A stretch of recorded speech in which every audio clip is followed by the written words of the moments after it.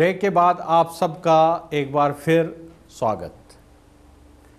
महाराज जी, हम गुरुदेव के बारे में चर्चा कर रहे हैं और आपने इनके लीलाओं के बारे में भी जानकारी हमें दी। जब तक इनका शरीर रहा गुरुदेव का, आज भी ये हर जगह है ही। हाँ, जैसे कहते हैं कि ये जो गुरु रहता है वो गुरु तो वो शरीर छोड़ने के बाद भी शिष्यों के कल्याण के लिए उपस्थित रहते हैं। तो जब ये इनका शरीर था उस वक़्त इस संसार में इनके जो शिष्य थे, किस तरीके के विचार इनके थे, कैसे ही अपने शिष्यों को किस तरीके के प्रवचन देते थे, किस तरीके के उनको मार्गदर्शन देते थे और उनको प्रेरित करते थे।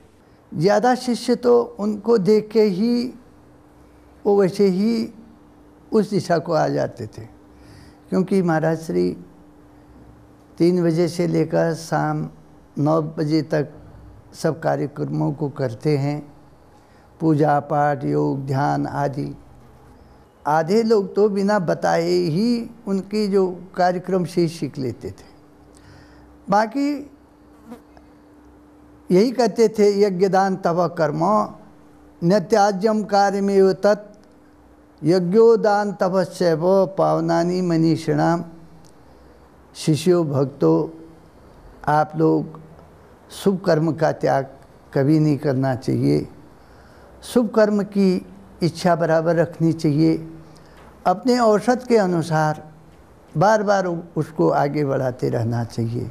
यज्ञ है, दान है, कोई गरीब को 2 रोटी खिला देना है, स्कूल है, बावड़ी है, तालाब है, रोड है, आदि आदि, मठ है, मंदिर है, साधु संतों पर विश्वास श्रद्धा, ये सब प्रकार का वो अपने जब कथा आदि प्रवचन करते थे, अपना उपदेश देते थे, तो ये सब ऐसे सिखाते थे। महाराज जी, गुरुदेव के जो उपदेश थे, उन उपदेशों में से आप किन किन उपदेशों को आगे लेना चाहते हैं इस संसार के कल्याण के लिए? अब उनका उपदेश तो यही था कि अपना शरीर का निर्वाह करते हुए जो भी अच्छाइयाँ हैं उसको करना चाहिए। महाराज जी ने कई स्कूल खोले, संस्कृत के स्कूल खोले, और महिलाओं के, लड़कियों के डिग्री कॉलेज भी उनने खोले, वो भी अभी चल रहे हैं। और इधर उधर और भी, जैसे इंदौर आदि में, वहाँ भी बहुत बड़ा एक भारतीय शिक्षा संस्थान चलता है जी। महाराज जी का शिक्षा पर काफ़ी जोर रहता था।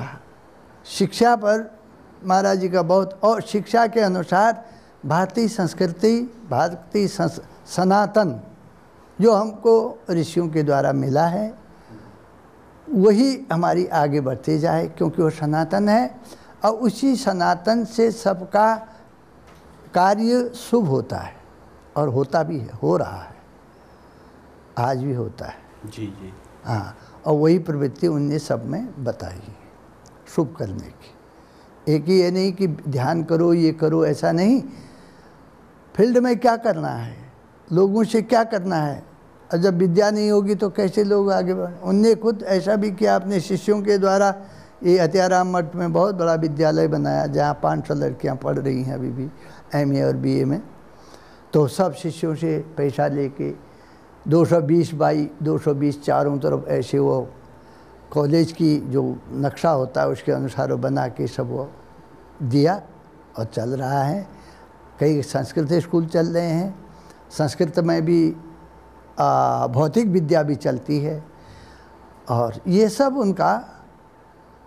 और महाराज इधर उधर जैसे 12 ज्योतिर्लिंग आदि आदि में जाने के भी वो बड़ी, उसमें भी वो रहते थे, उनकी चॉइस, उनकी इच्छा ये भी होती। सब जगह ज्योतिर्लिंगों का भी उनने बड़े शौक़ से दर्शन किया है, और वहाँ जा कर के हृदय से वहाँ उनकी पूजा पाठ आदि भी करते थे।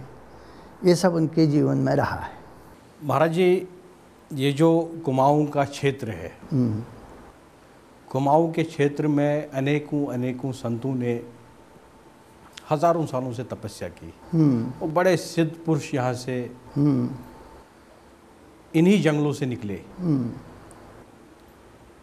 आप स्वयं भी और महाराज श्री भी कुमाऊं से ही है, अल्मोड़ा से आप दोनों हैं, तो क्या खूबी है, क्यों ये देवभूमि कहलाती है, और यहाँ पर ऐसा क्या है कि सभी संत महात्मा इन जंगलों के, इन पहाड़ियों की शरण लेते थे? ये जो देवभूमि कहलाती है जी, ये कैलाश पहले तिब्बत में था। अब ये भौगोलिक दृष्टिकोण अलग है, कौन किस देश को कहाँ पर कैप्चर कर लेता है वो अलग बात है। जी, कैलाश शिव का क्षेत्र है, और जो कैलाश में जो मानसरोवर है ये जो है यही बैकुंठ धाम है। जी जी जी, भगवान विष्णु और लक्ष्मी जी का, और वही शंकर जी का फिर ये केदारनाथ भी आता है। ये जो उत्तराखंड जो रहा है ये देवताओं ने अपने पहले से चयन की है और उसी में अवतरित हुए हैं। जब शिव आदि जितने देव हैं, भगवान राम का जन्म उधर हुआ अयोध्या में, कृष्ण का मथुरा में, और शिव का स्थान ये, भगवान विष्णु का मैं वैकुंठ धाम उसी को कहता हूँ, मानसरोवर को। भगवान शिव और विष्णु में कोई फर्क नहीं, एक ही है। अब ब्रह्मा जी उनके कार्यकर्ता हैं तीसरे नंबर में, मतलब जो भी है सब उनके हाथ में। तो ये जो वातावरण है, जो आब हवा है, वो इसको मैच करती है, ये स्वाभाविक इसको चाहती है। जो बड़े बड़े जो त्यागी हैं, मतलब राजनेता भी त्यागी रहे पहले, वह भी इन जंगलों का अध्ययन किए। जैसे कौशानी में कई महात्मा गांधी आदि कई रहे, अल्मोड़ा जेल में भी रहे कई। ये जो आप हुआ है परम शांति देती है। परम शांति माने यह जीव अपनी आत्मा की ओर, अपने चेतन की ओर अग्रसर होता है। ये चीज़ यहाँ के आबहवा से मिलती है, ये आबहवा में ये ताकत है। जी, इस सत्र में भी महाराज श्री के साथ हमने चर्चा की। महाराज श्री ने कुमाऊं के बारे में हमें जानकारी दी। उन्होंने कहा कि जहाँ इसका जो यहाँ का जो वेदर है वो सूट करता है आध्यात्म के लिए और शांति के लिए। महाराज श्री ने परम श्रद्धेय प्रातः स्मरणीय वरिष्ठ महामंडलेश्वर बालकृष्ण यति जी महाराज जी के बारे में और इन्होंने जानकारी हमें दी। इन्होंने कहा कि उन्होंने विश्व कल्याण के लिए न सिर्फ स्कूल कॉलेजेस खोले, यज्ञ भी करते थे और लोगों को मार्गदर्शन भी देते थे। यहाँ पर हमें एक छोटे से ब्रेक के लिए रुकना पड़ रहा है। ब्रेक के बाद हम ये चर्चा महाराज जी के साथ में जारी रखेंगे।